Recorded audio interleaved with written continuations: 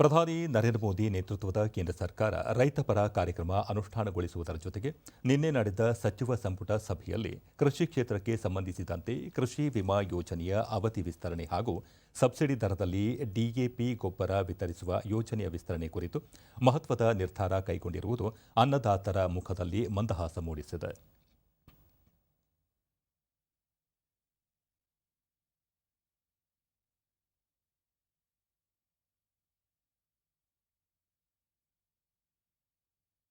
ಈ ಕುರಿತು ದೂರದರ್ಶನದೊಂದಿಗೆ ಚಾಮರಾಜನಗರ ಜಿಲ್ಲೆಯ ರೈತರು ಅಭಿಪ್ರಾಯಗಳನ್ನು ಹಂಚಿಕೊಂಡಿದ್ದಾರೆ.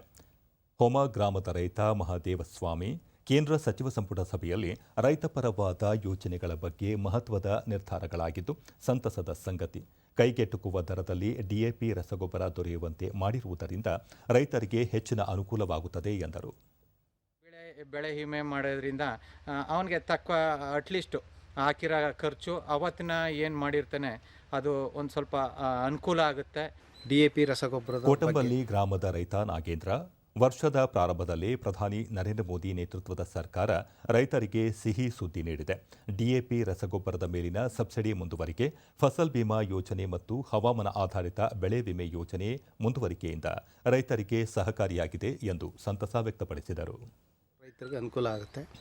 ಅದೇ ರೀತಿ ಈ ಬೆಳೆ ಫಸಲ್ ಬಿಮಾ ಯೋಜನೆ, ಬೆಳೆ ವಿಮೆ ಏನಂತೀವಿ ಅದು, ಮತ್ತು ಹವಾಮಾನ ವೈಪರೀತ್ಯ ಬೆಳೆ ವಿಮೆ ಯೋಜನೆಗಳು, ಇವನ್ನು ಸಹ ಅದೇ ರೀತಿ ಮುಂದುವರ್ಸ್ಕೊಂಡು ಹೋಗೋದಕ್ಕೆ ಸಚಿವ ಸಂಪುಟ ನಿರ್ಧಾರ ಕೈಗೊಂಡಿದೆ.